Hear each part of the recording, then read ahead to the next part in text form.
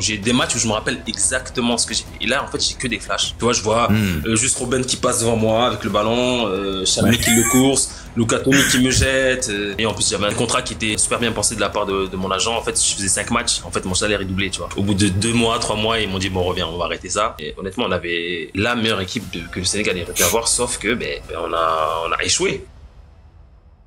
Salut l'équipe, très content de vous retrouver pour le 51e épisode du podcast. Et pour cet épisode, on accueille Lamine Sané. Lamine a 12 ans de carrière professionnelle et il a été tellement généreux de son temps et d'anecdotes qu'on a eu le temps de tout retracer dans cet épisode en 2 parties. Dans cette première partie, on va parler de son ascension assez étrange et imprévue de la R1 à la Ligue 1 en moins de 2 ans, de son adaptation dans le monde pro et son aventure avec la sélection du Sénégal qui s'est pas passée exactement comme il l'aurait espéré. Donc sans plus tarder, bienvenue au cœur du jeu.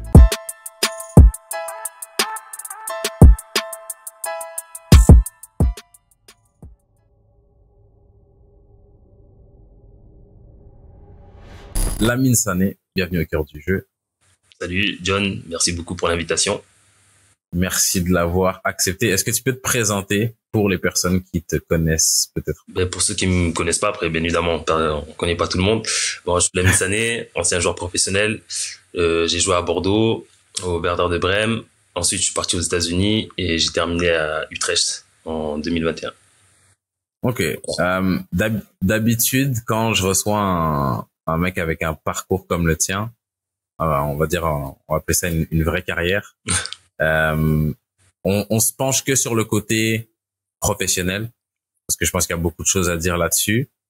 J'ai commencé mes recherches, j'ai écouté une interview de toi et je me suis dit en fait on va peut-être commencer un peu avant parce que quand on regarde ton parcours, on se dit on va dire que les joueurs qui ont ton parcours d'habitude, c'est des mecs qui ont fait centre de formation, qui vers 18-19 voient le chemin plus ou moins tracé vers le monde pro, qui arrivent dans le monde pro, qui font près de 200 matchs de Ligue 1, jouent la Ligue des Champions, finissent internationaux. Et toi, je me suis vite rendu compte que c'était pas du tout ton cas. Ouais. Et que même plus, pas si c'est le bon mot, mais plus grave que ça, c'est que même être pro, c'était pas, c'est le rêve de tout jeune qui joue au ballon, mais c'était pas un objectif réellement pour toi jusqu'à très très très très tard. Est-ce que tu peux me raconter en fait comment ton chemin vers le monde pro il se fait quand on arrive vers 16-17 ans? Ouais, non, mais c'est tout simple. Bon, après, moi, je pense que j'avais mes rêves quand j'étais gamin, bien évidemment, je voulais être professionnel. Après, j'ai tout de suite vu que c'était compliqué parce qu'il y avait beaucoup de concurrence et à cette époque-là, j'étais pas si grand que ça et moins costaud. Déjà que je suis pas très costaud. Et voilà, je pense que j'ai joué naturellement. En fait, je suis parti jouer avec mes potes de quartier. Certes, j'étais dans un bon club qui s'appelle le Stade Bordelais. Je sais pas si tu connais dans notre région, qui était à cette époque-là en CFA2. Donc après ça, je pense ça m'avait saoulé. Ouais, honnêtement, ça m'avait saoulé.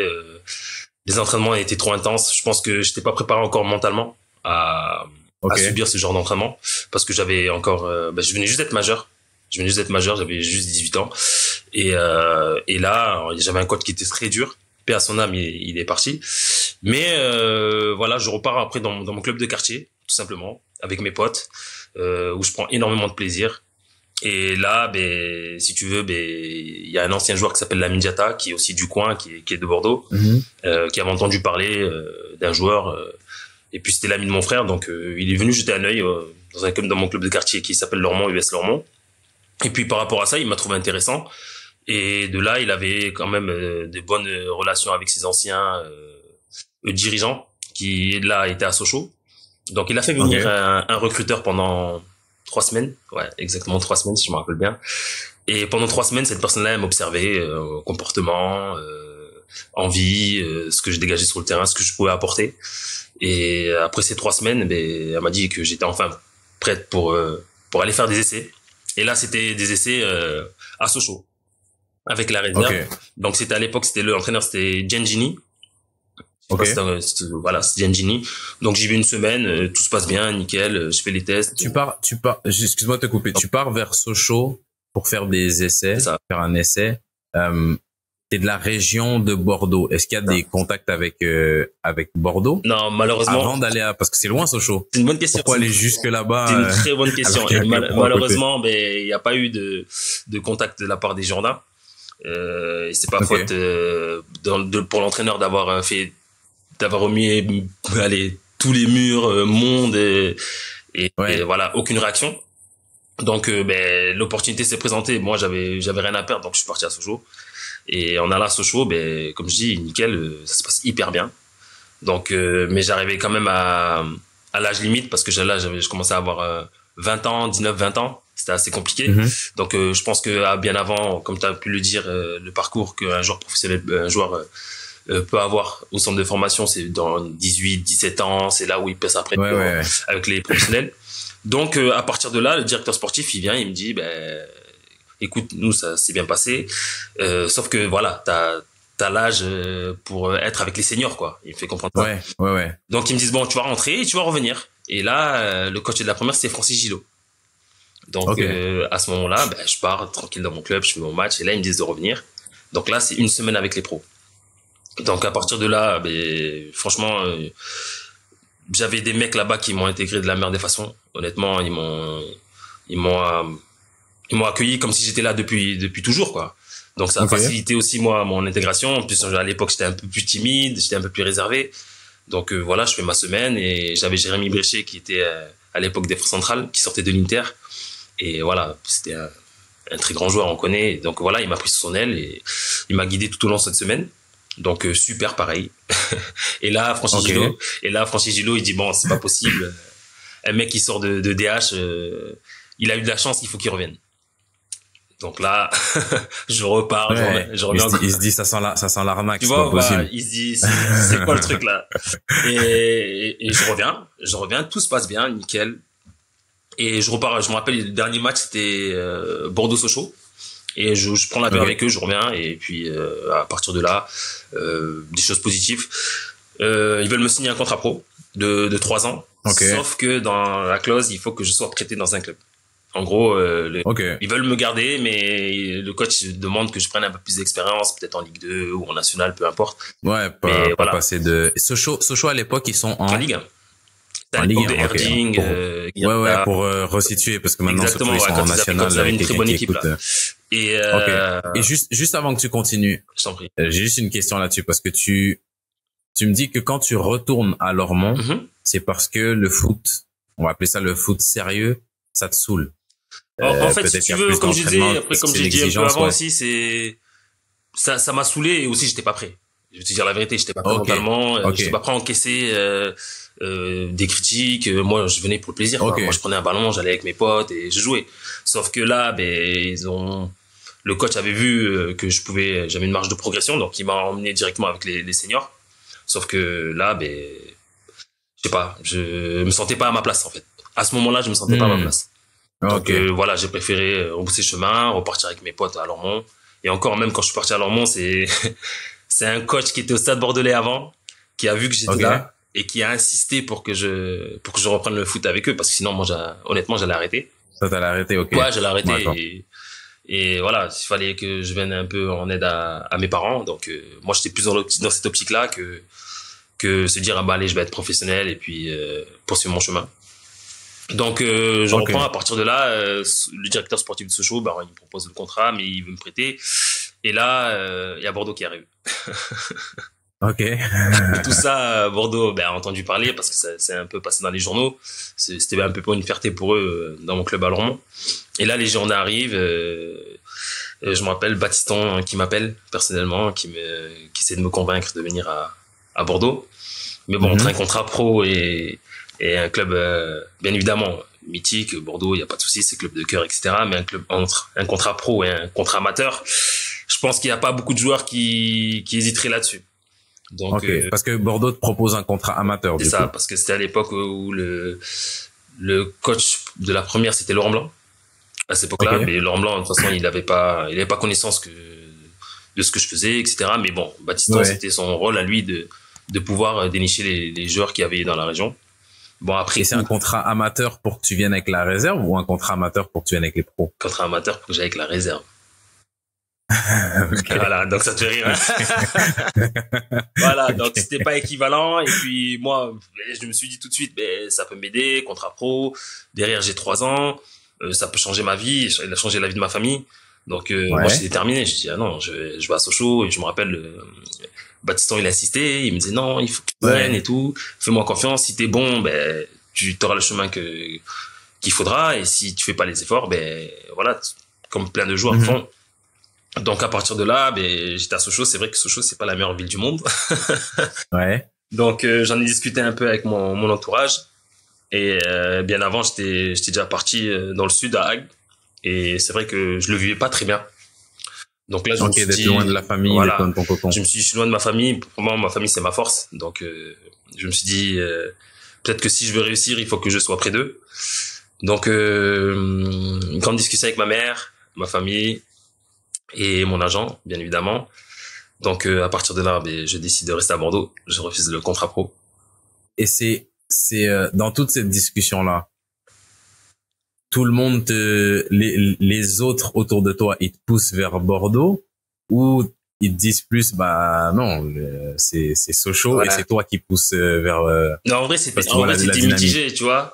Il y avait une partie qui me disait, ben, c'est un contrat pro, c'est peut-être que t'en auras un et t'en auras plus d'autres. Il y Et en a contrat d'autres. pro de 3 ans, Exactement, c'est quand même une sécurité, 3 ans. ouais. Et d'autres qui me disaient, ben, en gros, ben, fais comme toi tu le sens. Est-ce que quand t'étais Hmm. là-bas, t'étais seul, tu te sentais bien? Est-ce que tu te vois vivre là-bas? C'était toutes les questions que je me posais. Hmm. Et au final, ben, il y avait plus de points positifs à Bordeaux que à Sochaux, mis à part le contrat pro, bien évidemment.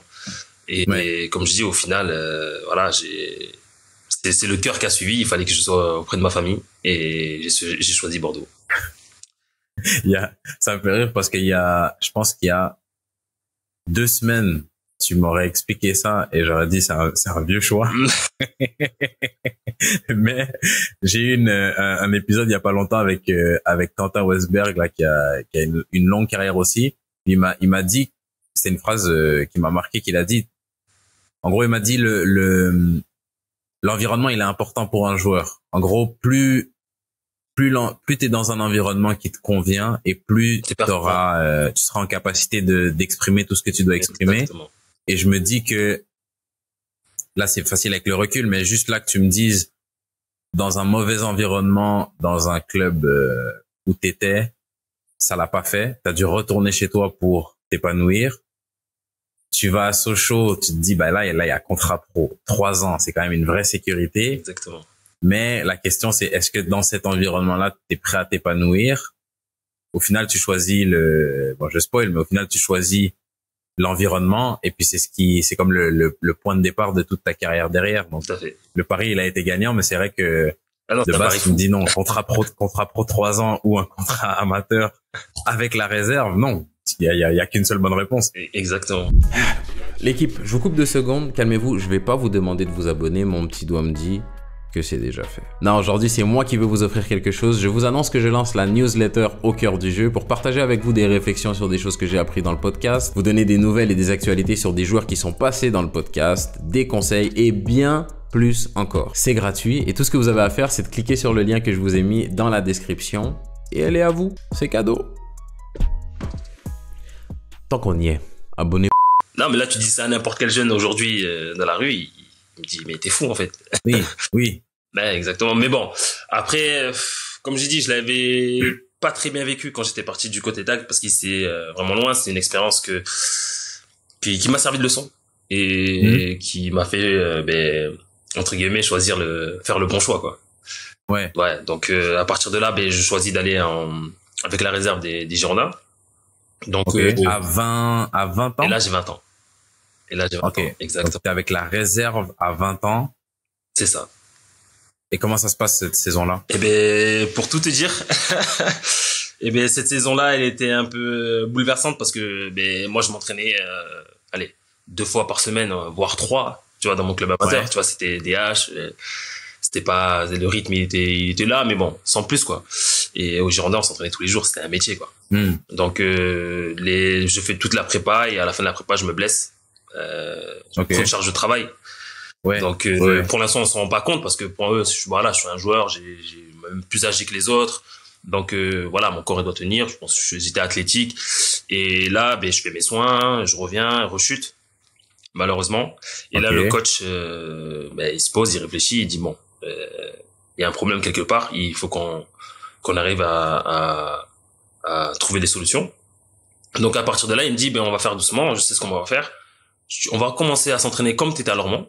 Et puis petit à petit, au fur et à mesure des semaines, on rajoutera les jours comme ça, tu t'attraperas par rapport aux autres. Voilà, exactement. Okay. Donc c'est ce qu'il a fait et en fait il a trouvé la solution magique. Donc on en revient encore à l'environnement là. Tu tombes sur quelqu'un qui est compréhensif. Exactement. Mais donc ça point positif. Mais de l'autre côté, je me dis attends, tu te blesses, tu reviens, rechute. Le contrat amateur, il était de combien de temps? Le contrat amateur, il était pareil de 3 ans. Il s'était aligné à la même chose sauf que c'était. Ok. Voilà. Il était de 3 ans. Mais bon, il y avait quand même des signaux qui me disaient bon, ça fait chier parce que je voyais il y avait d'autres joueurs qui étaient venus en même temps que moi et eux qui étaient inscrits sur la ligue UEFA avec les pros. Donc moi, là, je me disais, je rate des trucs et ils vont partir, ça y est, le train il part, ça y est, c'est KO pour moi et je réfléchissais beaucoup, tu vois. Et c'est là où ma famille a été vraiment importante parce qu'ils étaient là pour m'épauler, ils m'ont dit t'inquiète pas, prends le temps. Tu vas revenir, etc. Donc je pense que si j'avais été à Sochaux, tu vois, ce soutien-là, peut-être que je l'aurais eu au téléphone, mais c'est pas pareil, tu vois. C'est pas pareil, là, c'est clair. En plus, je suis très proche de ma mère venait souvent, elle me parlait, même mes frères et sœurs. Donc ça faisait du bien au moral. Et puis je suis revenu juste un peu avant la trêve. Et là, je fais le dernier match avant de partir en vacances avec la réserve. Et là, nickel, aucune douleur, tout se passe bien, on gagne en plus, donc top.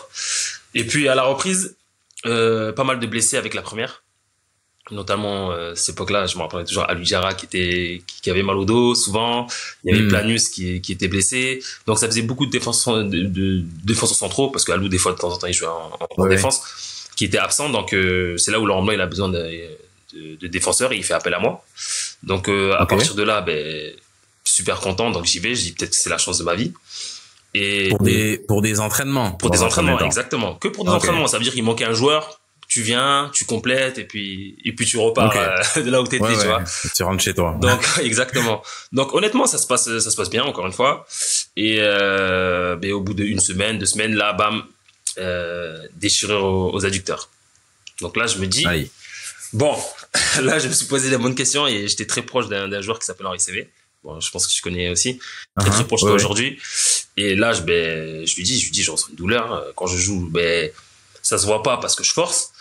Mais, tu vois, c'est chaud, là. Je me dis, si je suis blessé, il va me dire, vas-y, repars. Et là, Henri CV, il me dit, serre les dents. Texto. Il m'a dit, serre les dents. Il m'a dit, là, si tu dis que t'es blessé, t'es mort. Il m'a dit clairement. Et d'ailleurs, je tiens à le remercier, lui, à chaque fois que je fais des trucs, je le remercie parce que c'est un joueur qui était plus jeune que moi. Lui, il est né en 90, moi en 87. Et quand je suis arrivé, c'était le petit frère qui est devenu grand frère. Je sais pas comment t'expliquer. En fait, il m'expliquait comment être professionnel, comment faire. Et lui, il était là. Parce que lui, il était déjà avec les pros. Depuis l'âge de 16 ans, lui, déjà. Ça fait déjà, il connaissait un peu comment ça se passait dans le vestiaire. Et lui, il était là à chaque fois. Il me guidait, il m'expliquait ce qu'il fallait faire, les choses à ne pas faire aussi. C'est important. Et là, il me dit serre les dents. Donc, c'est ce que je fais. Et là, en fait, si tu veux, il me renvoie avec la réserve. Sauf que, à chaque fois, il me rappelle. Tous les jours, il me rappelle. Il me rappelle jusqu'à ce qu'ils me disent, bon, là, on va te prendre avec nous dans le groupe. Tu vas sur le banc. Donc, moi, ma douleur, elle passe. Ça y est, Dieu merci, je suis dans le truc. Et là, il me dit, bon, tu vas t'asseoir sur le banc et tu vas venir avec nous parce qu'on a besoin. T'es présent. En plus, même en dehors du terrain, tu vois, t'es quelqu'un de joyeux, t'amènes de la joie de vivre, etc. Donc, c'est important. Pas de problème. Donc, ce que je fais, c'était en 2009. À partir de là, je fais presque toute la deuxième partie du championnat sur le banc avec eux. Donc, je fais tous les matchs, etc. C'est là où on termine champion, d'ailleurs. On termine champion en 2009. Et puis, juste à la fin, là, c'est là où mon agent il m'appelle. Il me dit, bon, Laurent Blanc est satisfait de toi. Donc, ils vont te proposer un contrat pro. Donc là, ils me proposent 5 ans. Et voilà, c'est là où ma carrière démarre à Bordeaux. Et puis, puis en plus, c'est drôle de voir que là d'où tu pars, tu dis 1 an avant, 3 ans à Sochaux club de Ligue 1, mais c'est pas les champions. C'est ça. Versus avoir un contrat de 5 ans professionnel chez les champions de France, C'est ça. tu te dis, est-ce qu'à ce moment-là, tu réalises que le pari, il est gagnant ou juste tu prends les choses, Honnêtement, je t'as vais dire pas la trop ce vérité. recul-là? Franchement, je vais te dire, c'était hyper chaud. Je me suis dit, waouh. Parce que quand je suis arrivé, j'étais le 5e défense centrale. Il en faut 3. C'est très simple. Ouais. Il y avait Enrique, Planus. À l'époque, il y avait Diawara. Ouais. Et il y en avait un autre, il s'appelait Mathieu Saunier. Et lui, Ok. qui était très bon en équipe de France, tout ça, en jeune. En plus, il était plus jeune que moi. Et moi, je venais d'arriver, j'étais le 5e. Donc, petit à petit, je suis monté. Bon, Souley, il est parti, lui, à Marseille. Ouais. Ils ont ramené Siani. Et, mais petit à petit, j'ai fait mon chemin.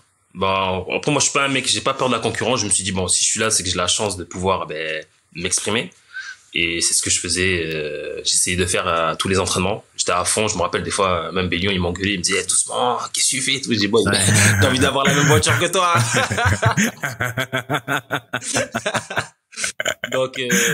Donc voilà, moi, honnêtement, je lâchais pas et voilà, j'avais le soutien aussi de ma famille qui me poussait derrière. Il faut aller chercher. Et là, t'as les pieds dans le plat, donc il faut y aller, quoi.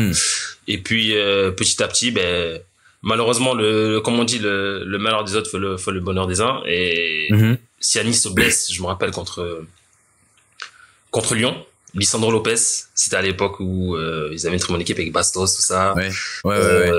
Moi, je veux dire honnêtement, je préparais mon match chez moi. Je me suis dit, vas-y, je vais pas jouer comme la saison précédente. Tranquille, je prépare mes trucs. Mais je suis pas vraiment focus dans le match, tu vois.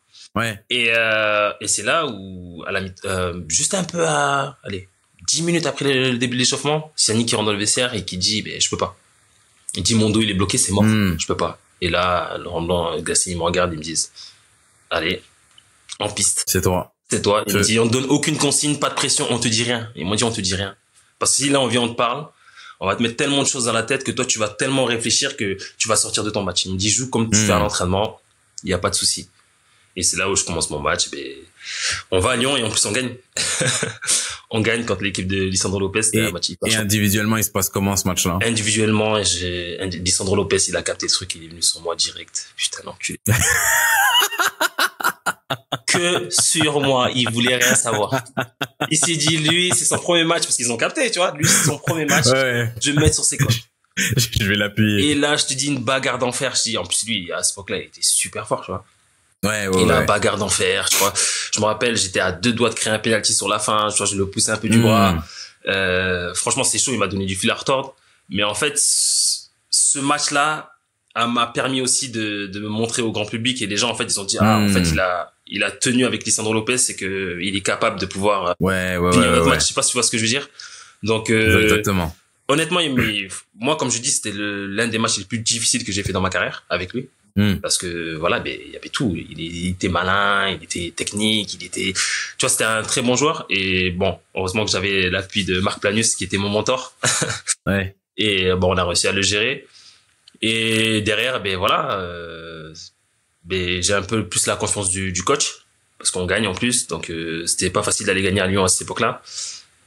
Et derrière, même malgré la confiance, voilà, Siani il revient, il y a la hiérarchie, il vient, il s'installe. Mais à partir de là, il commence à avoir des blessures un peu partout, à droite, au milieu de terrain.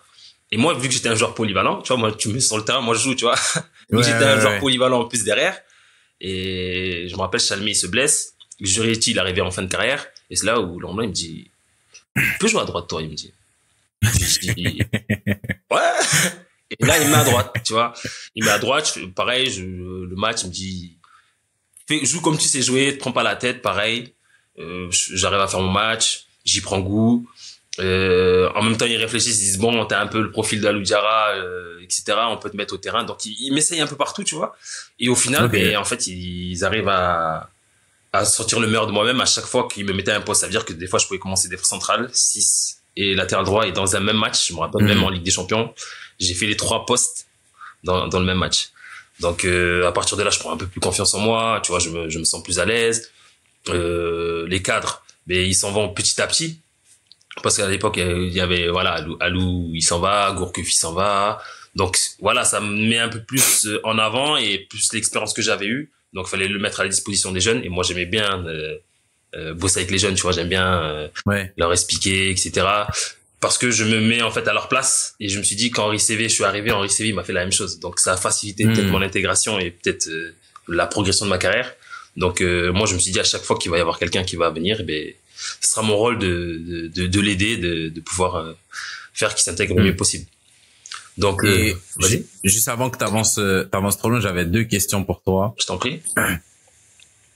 Sur cette première saison professionnelle, on va dire 14 mois plus tôt, t'es en DH, dans le monde totalement amateur, 2 séances semaine, football plaisir. Et quelques années auparavant, tu dis que mentalement, t'étais pas prêt. C'est ça. Qu'est-ce qui a changé mentalement pour toi entre la période où t'étais pas prêt et le moment où là t'es dans un groupe pro, etc. Qu'est-ce qui a changé en fait mentalement? Mais honnêtement, est-ce que c'est juste l'âge? Ouais. Voilà, en fait, si tu veux, j'ai pris de l'âge. Donc, j'ai pris, qui dit âge, responsabilité. Donc, j'avais plus conscience des choses autour de moi, plutôt niveau personnel. Bon, mes parents, c'est pareil. Bon, après, c'est pas un tabou, tu vois. Et ma mère, tu vois, elle cumulait 3 boulots, pour nous nourrir, pour nous habiller, pour, qu'on fasse même aller jouer au foot, payer nos licences, etc. Et là, je me suis rendu compte que, en fait, waouh. Il y avait beaucoup de poids sur ses épaules et il fallait que je l'allège, tu vois. Et je me suis dit c'est pas possible, elle avait des rêves, à chaque fois elle en parlait, elle voulait une maison, etc. Et moi je me devais de pouvoir l'alléger et de pouvoir réaliser ses rêves, parce que ce qu'elle a pu faire auparavant, en fait, c'était franchement exceptionnel. On peut en parler pendant des heures et des heures, mais c'est pas le but. Ouais. Mais voilà, c'est vraiment ma source bon voilà, j'ai pris de l'âge et ma source de motivation, moi, c'était ma mère. Ma mère, ça a toujours été, jusqu'à aujourd'hui, c'est ma plus grande source d'inspiration. Et à chaque fois que je faisais un truc, c'était pour la rendre heureuse. Et pour la rendre heureuse, voilà, si tu travailles pas et si t'as pas d'argent, tu pourras pas le faire. Donc, c'est ce que j'ai essayé de faire. J'ai eu l'opportunité dans le sport parce que je pense que j'avais les capacités pour. Et voilà, dès que j'ai pu mettre la main dessus, j'ai pas lâché. Et jusqu'à présent, voilà, c'est toujours été elle, ma source d'inspiration. Et du coup, cette première saison-là, si je dis pas de bêtises, c'est la première saison pro. C'est la saison où vous êtes en Ligue des Champions. T'as tout compris. Exactement. Donc cette saison-là, Ligue des Champions, on prend tous les points. Tu découvres la Ligue 1. Tu découvres la Ligue des Champions. C'est ça. Donc, tu découvres la Ligue 1, tu découvres la Ligue des Champions en même temps. C'est quoi? C'était Bayern, Juve. C'est ça. Et je sais pas c'est qui la 4e équipe. C'est ça. Bayern, Juve et Tel Aviv. Et Tel Aviv. Dans la poule, vous sortez du groupe. C'est comment, est-ce que tu réalises à ce moment-là ce qui est en train de se passer là? Et l'histoire, elle a aucun voilà, sens. mais j'ai encore une autre anecdote pour te dire, mon premier match que j'ai fait avec les Girondins, c'est en Ligue des Champions. C'est contre le Bayern, au Bayern. En plus. Et bon, là, j'étais remplaçant, bien évidemment, il devait rester peut-être 10 minutes, 15 minutes.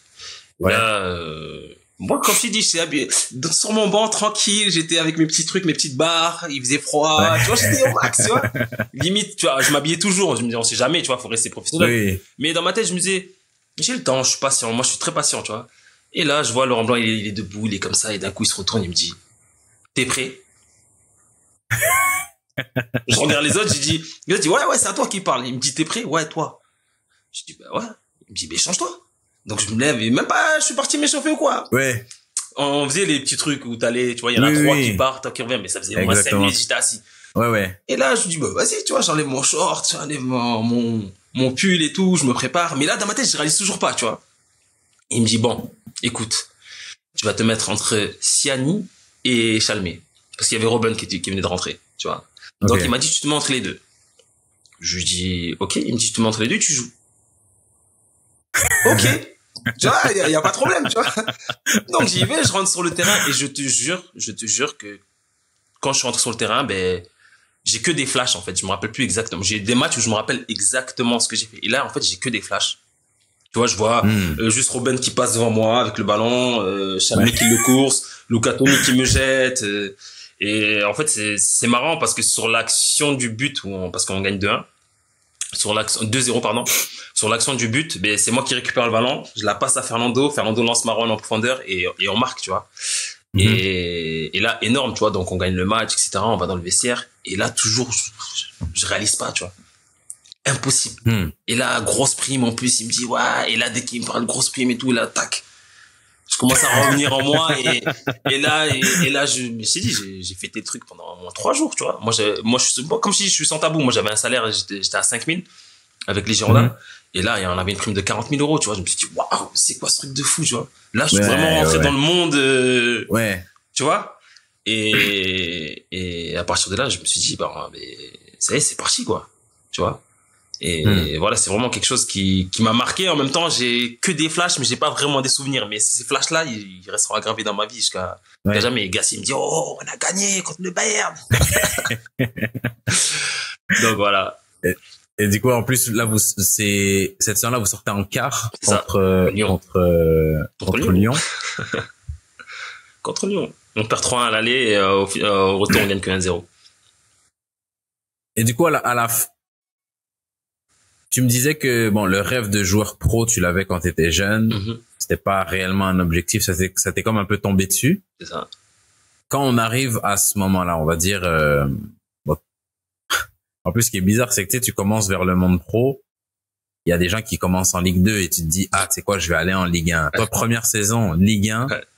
Ligue des Champions. Et Ligue des Champions. Ouais. Du coup, après, est-ce qu'à ce moment-là, t'as des objectifs qui vont plus haut? Est-ce que t'as des rêves encore à ce moment-là? Est-ce que tu penses comme ça ou tu te dis, non, les journées ou les saisons? Franchement, je vais dire la vérité, je dis Dieu merci.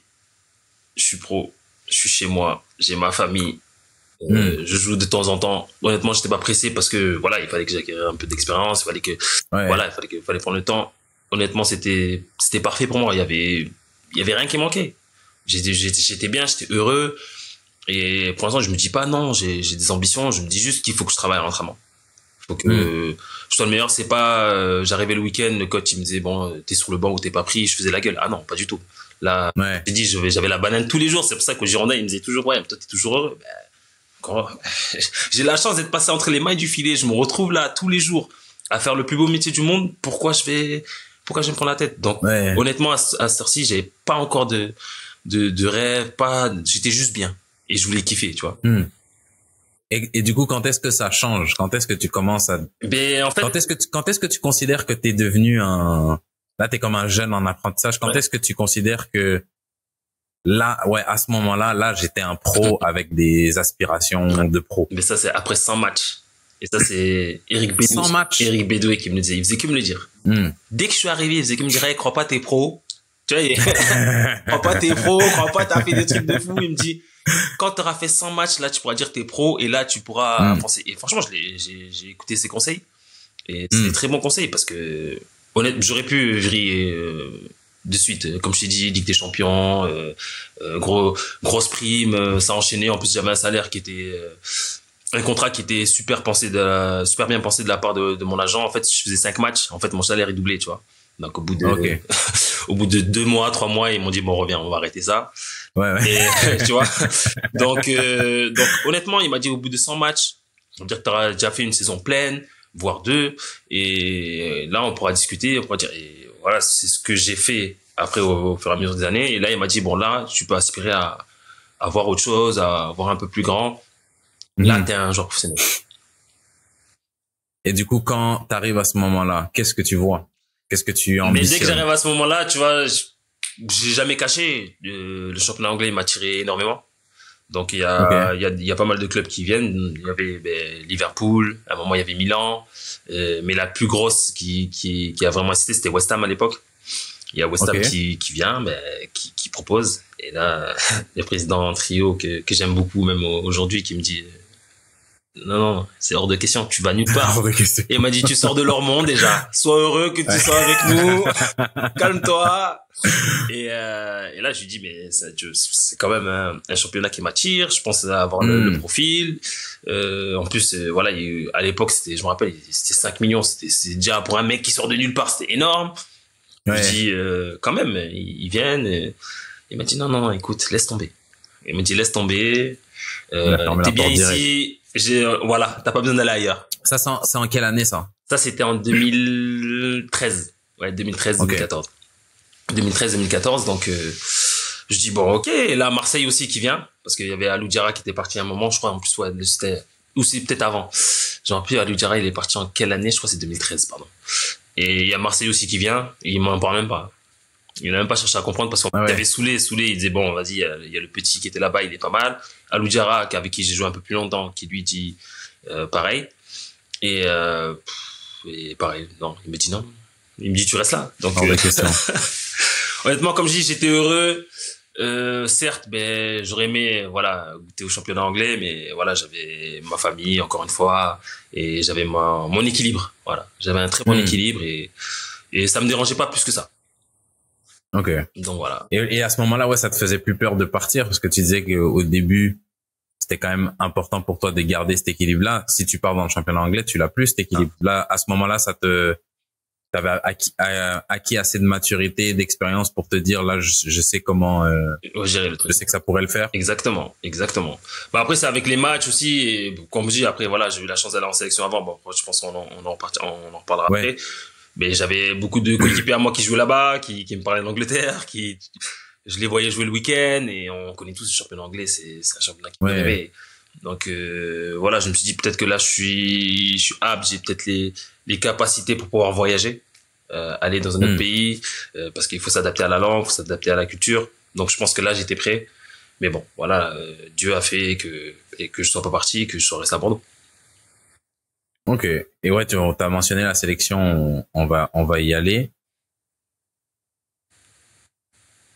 Donc avant, on va dire, bah pour le coup, ça arrive avant que tu sois techniquement professionnel. C'est ça. On va dire tant que t'as pas 100 matchs pro, t'es pas pro. Donc avant que tu sois un pro, un vrai pro, t'es appelé en sélection du Sénégal. C'est ça, tout en à fait. sélection sénégalaise. Comment ça arrive ça? C'est quoi les circonstances qui entourent ta première sélection? J'avais commencé à jouer un peu en championnat. Donc il y avait encore les Mamadou Niang qui c'était le capitaine encore en sélection, Souleymane Diawara, tous les anciens, ils étaient tous là, Omar Daf pour te dire. Ouais. Et à partir de là, Omar Daf, il était sur la fin parce que lui c'était plus l'époque 2002, il était sur la fin. Au défense centrale, il était bien armé, il y avait Kader Mangane et Souleymane Diawara, donc c'était deux machines. Et à droite, ils n'avaient pas encore le successeur, donc ils ont pensé à moi vu que je pouvais jouer les deux postes. Okay. Donc je me rappelle, en plus ça avait fait polémique à ce moment-là, donc le Sénégal m'appelle. Pourquoi ça a fait polémique? Ils font des appels de phare parce que si tu veux, Laurent Blanc et Gasset sont partis en équipe de France. Ok. Après Bordeaux, ils sont partis en équipe de France, mais eux j'étais leur poulain. Donc eux, ce qu'ils ont fait direct après la saison suivante, Gasset il est venu directement jouer contre Marseille, je me rappelle, il est venu à Marseille. Il est venu, il m'a appelé, il m'a dit descends. Il m'a dit bon écoute, nous on te connaît, on te suit, on aimerait bien que tu viennes avec nous en équipe de France, etc. Et il y avait mon petit frère aussi qui était là, je me rappelle, il dit lui aussi il ira en jeune, etc. Donc réfléchis bien. Et moi je me dis putain, il y a le Sénégal qui m'a appelé juste avant. Moi c'est le Sénégal depuis 2002, ils me font rêver, tu vois. Ouais. Et on va pas se mentir, je savais la concurrence qu'il y avait en équipe de France, elle était patate. C'était à l'époque où Koscielny, il était là, il jouait, il était comme ça, il était à Arsenal, Al Jirami, tu vois, c'était des machines. Donc, je me suis dit, ok, Dieu m'a donné la chance d'être pro, mais aussi, il faut faut être conscient. Voilà, c'est pas que je me rabaisse ou quoi que ce soit, mais j'étais conscient. Je savais que si j'allais en équipe de France, ça allait être très compliqué. Donc, je me suis dit, il y a le Sénégal qui m'a toujours fait rêver, c'est mon pays que j'ai toujours suivi, Coupe du Monde, etc. En plus, mon agent qui est de la Mediata qui a joué là-bas, donc il y avait tout qui était aligné. Donc je me suis dit bon, c'est vrai qu'encore je vais refuser un truc qui peut-être aurait été autre chose, mais voilà, j'ai fait avec le cœur. Je suis parti en équipe du Sénégal. Voilà. Parce que c'est ça le truc, c'est qu'il y a on va dire, il y a être appelé en équipe de France, il y a être international français et être titulaire, ça c'est une chose. Donc s'il y a des monstres qui eux jouent, ok, mais juste avoir l'étiquette international français, ça vaut que c'est quelque chose aussi, même si t'es juste dans le groupe. Ah non, c'est énorme. Donc en fait si on enlève tout l'affect qu'il y a pour les deux pays, juste objectivement, tu te dis un joueur, des fois même sur des transferts, tu vois un mec qui a l'étiquette international français, bien sûr. Le salaire il monte, la valeur du transfert elle monte. Mais bien sûr. Et donc objectivement des deux, il y a encore un choix où tu te dis j'ai l'impression qu'il il y a une bonne réponse. Si on enlève l'affect pour les pays, Ah non, parce que ça, c'est moi, ça si qui change la on donne au enlève final. l'affect pour les pays, etc., je vais en équipe de France. Je dis, je mets les deux pieds Ouais, dedans, tu ok. vois, je plonge. Il y a pas de souci. Mais là, après, tu vois, avec du recul, et heureusement que je l'ai eu, Ouais. parce que j'ai vécu énormément de choses. Après, voilà, il y a beaucoup de Ouais. joueurs, malheureusement, qui sont partis en équipe de France parce que sur l'instant T, ils étaient bons et après, ben, on les a jamais utilisés. Bafé Gomis, par exemple, alors que c'est Ouais. un sacré joueur. J'ai eu la chance d'avoir ces exemples-là rapides, tu vois. Donc, ok. je me suis dit, bon, écoute, Lamine, tu vas représenter ton pays d'origine. Parce que la France, faut pas cracher dessus. Et évidemment, ils m'ont beaucoup donné. Et voilà, même aujourd'hui encore, je les suis. Mais, il y avait trop de choses à faire avec le Sénégal, en plus. Et on avait une très bonne génération. Donc, j'avais eu vent aussi de l'ambiance qu'il y avait là-bas, avec les joueurs qu'il y avait. Diawara qui m'a aussi convaincu d'aller là-bas. Donc, voilà. Après, au final, quand l'équipe de France et le Sénégal étaient là, au Sénégal, ça disait, ouais, il veut pas venir en équipe du Sénégal parce qu'il va aller en équipe de France. Alors que j'avais rien dit. Alors que t'avais rien dit. Ah, j'avais rien dit. Au contraire, tu vois, j'avais même, entre guillemets, refusé, gacé et dire, ah non, je préfère attendre, etc. Et puis faire le bon choix. Donc, au final, ben, c'est apaisé. Et donc, je suis parti au Sénégal. Donc, plus de problème au niveau de l'équipe de France. Mais avec Gassé, on a toujours gardé les bonnes relations. Voilà, il a dit, je respecte ton choix. Et puis voilà, donc je suis parti avec le Sénégal et on a fait ce qu'on a pu faire. Ton premier match, il est où? Mon avec premier match, c'est Est-ce que tu te rappelles ta première sélection? C'est contre la Guinée de Feindouno, à Paris. Ok. Et c'est là où on gagne 3-1, je pense. 3-1, je joue latéral droit, pareil. Et c'est mon premier match, premiers abords avec l'équipe nationale. Et franchement, c'est bien passé. Hein. C'est bien passé parce que comme je dis, il y avait des joueurs dans cette équipe il y avait tellement une belle ambiance en fait que tu t'intégrais très rapidement dans le groupe. Genre, je peux en citer plusieurs, tu vois, des Rémi Gomis qui étaient là, des Papis Cissé, Dembaba, Giranda, tu vois, c'était simple et on voulait tous aller dans la même direction.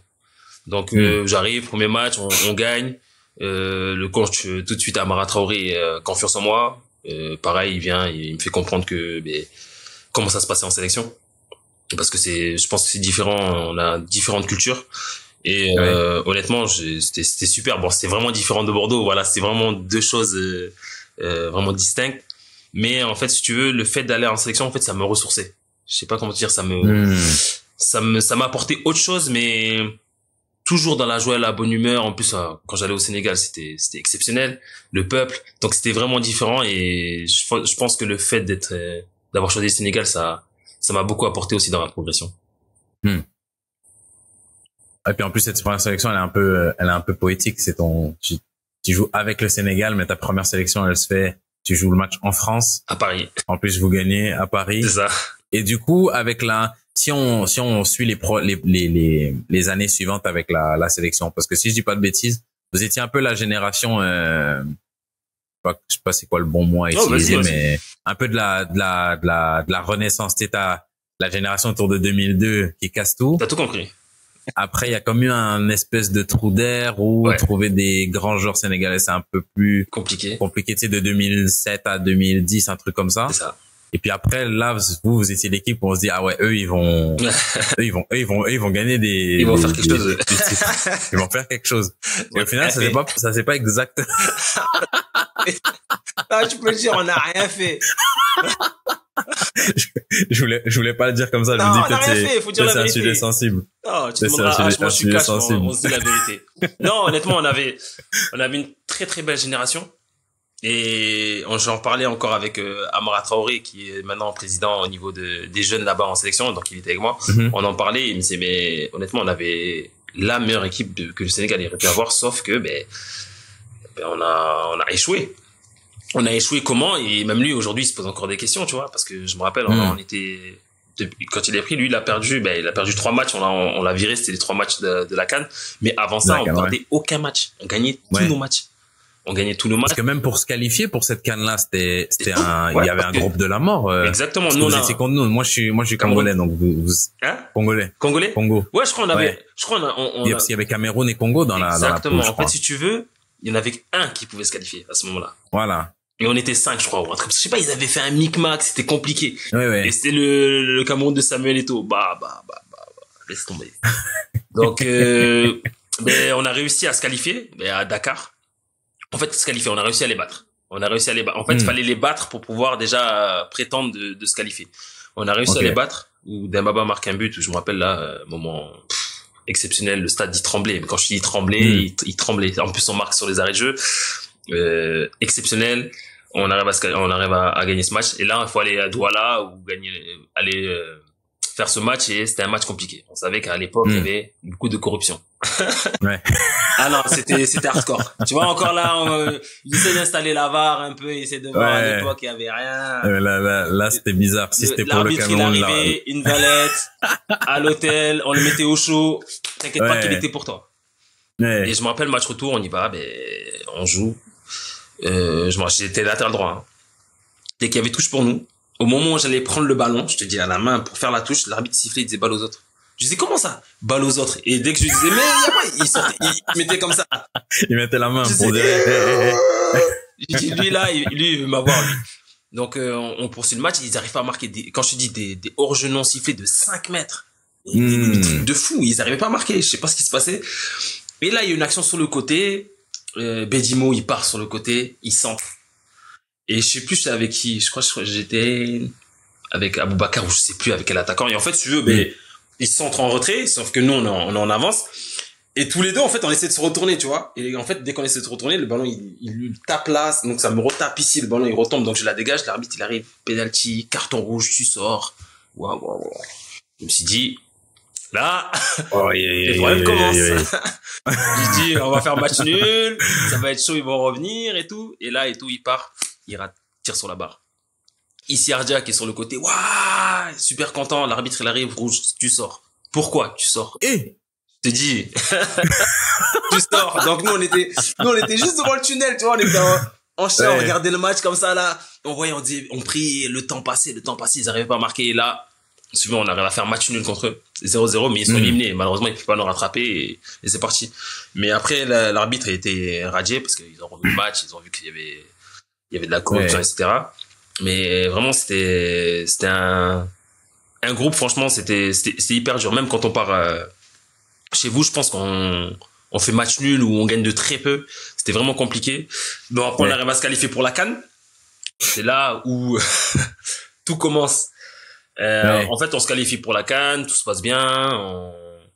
Non, on avait un dernier match, c'était à l'île Maurice. Voilà, la dernière équipe, c'est l'île Maurice. On va à l'île Maurice, etc. On gagne 1-0 sur un coup franc, un vieux coup franc, je me rappelle, compliqué. Donc on y va, et là, il fallait préparer la CAN. C'est là où il y avait la Zambie d'Hervé Renard, sauf que lui, il préparait la CAN depuis déjà 6 mois. Nous, on était un peu dans nos clubs, on arrive quelques mois avant, et je pense qu'on s'était très mal préparé, pour être honnête. On s'est très mal préparé. C'était en Guinée équatoriale, climat tropical, il faisait très lourd, humide. Et en fait, si on arrive là-bas, quand il est très mal préparé, c'est qu'il n'y avait pas assez de temps pour que vous soyez prêts ou on n'avait pas eu assez de temps pour se préparer et on s'est pas bien préparé. Tu vois, on s'est dit bon, vas-y, on est bon, etc. On va aller, tu connais. On est parti, on s'est dit on va jouer notre football, on a déjà fait la prépa en club, etc. Mais ça a rien à voir. On arrive là-bas, premier match contre la Zambie, je me rappelle, les mecs ils couraient partout. Et en fait, si tu veux, nous limite on n'avait pas de cardio, tu vois. On était là, on était à bout de souffle et les mecs, tu les voyais, ils couraient partout. Je te jure, à un moment, je crois, Rémi Gomez, il veut me faire la passe trop court, le Zambien, il part. Alors qu'à l'époque, tu vois, je cavalais quand même, tu vois, je me disais, je cours vite et tout. Je cours derrière lui. Lui, il a le ballon, je vois, je le rattrape pas. C'est quoi ça? Je cavale, tu vois, il rate son centre et tout. Je me dis, le gars, là, en plus, il était tout petit, tu vois. Court sur patte, il était vif. Je me dis, c'est chaud. Donc, les mecs, ils marquent. On s'est dit, bon. Faut se mobiliser, on égalise. On s'est dit, on est bien. Et là, les gars, sur la fin, quand je dis pousser, non, ils sont tellement vifs, ils marquent un deuxième. Donc, ils marquent, ils gagnent le premier match. Donc, déjà, là, on se dit, Sénégal, grosse équipe, ils perdent contre la Zambie. Qu'est-ce qui se passe? Donc là, après, on enchaîne le deuxième match, Guinée équatoriale là-bas. Je me rappelle, on devait pas le jouer. Inondation sur le terrain. Le président, il est arrivé, il a dit, il est descendu, il a dit, on joue. Il a dit, non, on est à égalité, là. Là, on est à égalité, voire même nous, on sera même mieux joué sur ce terrain-là que, il a dit, on joue. Il a dit à l'arbitre, il est arrivé, je te jure, il a jeté le ballon, tu connais. Pour leur test, ça rebondit pas, c'est mort. Ça a pas rebondi, il a dit, mais on peut jouer quand même. On a joué, on a perdu 2-1. Éliminé. Ouais. Éliminé. Ouais. Donc, à partir de là, on savait. Et c'est là où le coach se fait virer. Et là, en fait, c'est là où les anciens, un peu, ils ont commencé à partir. Ils ont commencé à dissoudre un peu cette équipe, malheureusement, qui renaissait, tu vois, qui essayait de faire un bon boulot. Mais voilà, malheureusement, ça s'est dispersé. Et il a fallu recommencer. Et c'est comment parce que t'as toute ta famille qui est du Sénégal. Mm-hmm. Donc, je pense que vous avez encore des liens avec les gens là-bas. Bien sûr. Quand, moi, j'ai mon pote, Boulaïdia, qui a gagné la CAN. Ouais. Qui a gagné la CAN. Et il me racontait, quand ils ont gagné, il m'a dit, genre, j'ai vu ce que ça représentait pour le pays. Ça m'a vraiment fait quelque chose. Et je me dis, une élimination comme ça, bah, je sais pas si c'est à la même intensité, mais c'est dans l'autre sens. Tu sens la déception du peuple. C'est comment on gère ça? Honnêtement, la gestion, ce qu'il faut se dire, c'est que, ok, t'es passé à côté de quelque chose, et il faut vite remettre le travail, le chauffe et repartir au travail. Sauf que le supporter, il le voit pas comme ça. Lui, il se dit, t'es parti là-bas, tu nous as représenté, t'as été nul. En fait, lui, il pense comme ça. Et nous, on s'est dit quoi? Parce que pendant longtemps, après, on n'a pas pu jouer au Sénégal. Je sais pas si t'en souviens de ça. On était délocalisés. Soit on jouait souvent à Paris, soit on était au Maroc. Parce qu'il y avait vraiment une grosse déception. Ils nous attendaient, vraiment au Sénégal. Le foot, il y a la religion après le foot. C'est très fort. Et, ils peuvent ne pas manger pendant 3 jours pour aller regarder un match de foot. Et c'était juste se mettre à leur place et essayer de comprendre. Après, on sait que des fois, ils peuvent être très dur, mais quand ils te donnent l'amour, les supporters africains, je parle pas que sénégalais, quand ils donnent leur amour, c'est l'amour for life, comme je dis. Et quoi qu'il arrive, même s'ils sont fâchés pendant un moment, ils reviendront toujours sur leur décision et pour eux, tu seras toujours le meilleur. Donc voilà, on a laissé. Non, mais je posais la question parce que il y a ce truc-là. Bon, moi, je suis dans un humble club de National 3 et puis nous, notre saison, elle se passe pas très bien. T'as des gens qui critiquent, etc. Donc t'as les deux côtés où t'as des gens qui vont se dire, c'est que du foot, vous avez tué personne, calmez-vous. Bien sûr. Mais comme t'as dit, des fois ça représente plus pour certaines personnes. Et je me dis que tu vois, il y a un truc où quand t'es un joueur africain, là je dis ça de l'extérieur, bien sûr, comme un mec qui connaît la situation, moi mais quand t'es un joueur africain, comme t'as dit, l'amour que le peuple te donne, t'as l'impression qu'il vit plus longtemps. Tu sais, t'as des internationaux français que tu vois là aujourd'hui, des mecs qui ont gagné la Coupe du Monde 98. Tu les vois aujourd'hui, c'est limite quelqu'un sans nom peut leur dire vas-y ferme-la toi, limite t'as rien fait alors bien que sûr. L'étoile que t'as sur ton maillot, c'est lui qui est parti. Ce mec-là, il a participé. Et à l'inverse, t'as des joueurs, comme tu disais, c'est pour appuyer ton point sur l'amour que les Africains donnent à leurs joueurs. T'as des mecs qui ont pas nécessairement gagné des titres, mais juste qui ont donné des bons moments. Et ces trucs-là, t'as des joueurs 20 ans plus tard, tu vois l'accueil qu'ils reçoivent quand ils vont au pays ou la révérence avec laquelle les gens les traitent. Tu te dis, mais attends, c'est le président, c'est qui lui? Non, c'est un mec qui nous a fait gagner un match important il y a 15 ans. Exactement. Et ça, on s'en souvient. Donc, je me dis, ça. Et puis cet amour-là, du coup, pour boucler la boucle, il se traduit de deux façons. Quand tu gagnes, t'es incroyable. Et là, quand tu perds, quand tu perds, c'est pas facile. Mais bon, ouais, comme tu vois, tu l'as très bien dit. Et j'ai reçu, encore cet accueil là quand je suis reparti il y a quelques semaines. Ils me reparlent encore des matchs il y a 10 ans. Et pour eux, ils m'appellent encore mon capitaine, parce qu'à un moment j'étais capitaine de mon capitaine. Et il y a toujours ce respect-là. Et ils ont, comme ils disent toujours, peut-être que vous n'avez pas gagné de titre avec votre génération, mais vous avez fait en sorte que les générations suivantes seront dans de meilleures conditions, tu vois. C'est-à-dire, nous, quand on était dans une condition, on s'est pas spécialement plaint, on n'a pas un bon hôtel, on mange pas bien, etc. On allait vraiment pour le cœur, on n'allait pas là-bas pour gagner de l'argent parce que c'est vraiment pas les primes qui allaient nous faire vivre. Limite, on allait là-bas au Sénégal, comme je disais, limite j'allais, je perdais de l'argent, mais j'allais vraiment pour le cœur, pour faire évoluer le pays, pour faire évoluer l'équipe. Et voilà, comme ils disent, cette CAN-là, quand on l'a gagnée, on a eu quand même notre part là-dedans parce qu'on on s'est battu pour que aujourd'hui ils aient ces conditions-là et qu'ils soient dans les meilleures conditions possibles pour pouvoir exprimer le football sénégalais. Et du coup, juste pour boucler la boucle sur j'ai 2 dernières questions sur la partie en sélection. T'as porté le brassard. Quand est-ce que tu le portes et qu'est-ce que ça a fait de porter le brassard? Je l'ai porté en 2015. Pareil, quand j'étais au Girondins, donc j'ai été capitaine en même temps, double capitanat. Ouais. Et qu'est-ce que ça fait? Ben honnêtement, c'est une immense fierté. Je vais pas dire que je m'y attendais pas, mais c'était vraiment pas le moment où je me suis dit bah vas-y, je vais être capitaine. C'est le moment où. Mais quand on me l'a proposé, bien sûr, je l'ai pris avec grand plaisir. Et c'est tellement une immense fierté de représenter un pays, tout un peuple qui te pousse, toute une équipe. Franchement, j'ai même pas le mot exact pour t'exprimer cette sensation-là.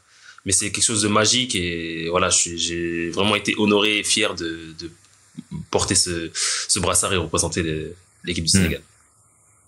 Et ma dernière question, c'est comment elle se termine ton aventure en sélection? Parce que t'es pas vieux quand t'as ta dernière. Non, en fait, si tu veux, malheureusement, quand j'ai le brassard, fin de saison, même fin de saison, mi-saison, je me fais le ministre externe. Donc, je fais une grosse blessure au genou. Si on en parle comme ça, un joueur, il va dire ministre externe, vas-y, c'est rapide, c'est 2 mois que tu reviens. Et puis, en fait, moi, ça a engendré énormément de choses parce que ça a touché mon cartilage, mon tibia péroné et mon fémur. En fait, le fémur, il faisait un trou dans mon tibia péroné. C'était beaucoup de complications. Malgré ça, tu vois, j'ai essayé de revenir. Même à Bordeaux, j'essaie de revenir de la meilleure des façons et le plus rapidement possible. Mais bon, après, je pense que quand il manque, dans mon corps, je savais que s'il manquait une chose, avant de me faire opérer, je voulais pas. Et je savais que s'il manquait une chose, la machine allait être déréglée. Et c'est ce qui s'est passé, en fait, ça a engendré énormément de choses. J'arrivais plus à plier mon genou, mon os de mon genou, il a épaissi, il y a 1 cas sur 10. Tu vois, donc, c'est là où un peu ma carrière a pris une autre tournure. Et en fait, si tu veux, mentalement, j'arrivais pas à accepter. Honnêtement, j'arrivais pas à accepter, donc j'arrivais plus à jouer mon football. Et puis là, je me suis dit bon, il faut que je me soigne correctement. Donc je suis parti en Allemagne, là où j'ai signé au Werder de Brême. Et en fait, si tu veux, eux, ils disent nous on peut t'aider à guérir. On a eu plusieurs cas comme ça. Donc après, c'est beaucoup de renforcement, de salles de sport et en même temps, j'avais un traitement aussi à côté. Et là, en fait, si tu veux, je reviens bien. Et à la base, j'avais un programme sur 3 mois. Et en fait, si tu veux, quand je suis arrivé à Brême, au bout de 2 semaines, je suis en jambes. Ils me disent, est-ce que tu peux jouer? Je dis, ouais, en fait, ça se poursuit. Et là, juste derrière, le sélectionneur me met dans la liste sans me avoir contact avec moi, tu vois. Ouais. Tu vois, en fait, il m'a mis dans la liste. Il m'a dit, c'est bon, lui, il peut jouer, vas-y. Alors que ça faisait 1 an et demi, voire 1 an et demi, 2 ans, aucun contact, tu vois. Et quand j'ai ça, c'est les 2 ans sans contact, c'est à cause de la blessure. C'est le point de départ, c'est la blessure. En fait, j'étais plus apte, en gros, et j'étais pas à 100%. Donc, en fait, si tu veux, je revenais sans revenir, mais j'étais pas, tu vois, il le savait. Mais bon, ça a été, en gros, je sais pas si t'es coach, ton capitaine, tu prends un peu des nouvelles de ton joueur, tu demandes s'il est prêt à faire une compétition, tu vois, je sais pas, et en fait, si tu veux, je reviens bien, mais j'étais pas à 100%, tu vois. J'étais encore dans mon traitement, etc. Et lui, il me dit, bon, t'es dans la liste sans me, je dis, mais, je peux pas venir comme ça, alors que j'ai pas fini de me soigner, etc. Et en fait, je pense qu'à partir de là, une fois que je lui ai dit ça, ça lui a pas plu ça fait un peu comme si t'avais refusé une sélection. Exactement. En gros, et comme je leur ai dit, j'ai jamais refusé de sélection. Des fois, on allait jouer au fin fond de l'Afrique, dans des conditions pas les meilleures conditions, en fait, si tu veux, et j'y allais quand même. J'ai jamais refusé, il le savait. Et même dans la fédération, il le savait. J'ai jamais été un mec à problème, jamais fait de problème. Mais bon, c'est comme ça. Comme je dis, j'ai eu la chance d'être footballeur. J'ai eu un parcours et puis voilà, c'est terminé. Et j'ai pas spécialement eu de regrets dans le sens où, je suis plus en sélection. Parce que je me suis dit, bon, j'arrive à un âge aussi où les jeunes, il faut qu'ils reprennent la relève. Et voilà. C'est comme ça que c'est terminé. Plus de nouvelles et puis, on est passé à autre chose, quoi. C'est tout pour cette première partie, j'espère qu'elle vous a plu. Si c'est le cas, vous savez quoi faire. Likez, abonnez-vous et activez les notifications pour ne pas rater la deuxième partie qui sort dès mardi. Si vous avez des questions, que ce soit pour moi ou pour Lamine, je vous laisse nous les poser dans les commentaires. C'est tout pour moi et en attendant mardi, peace.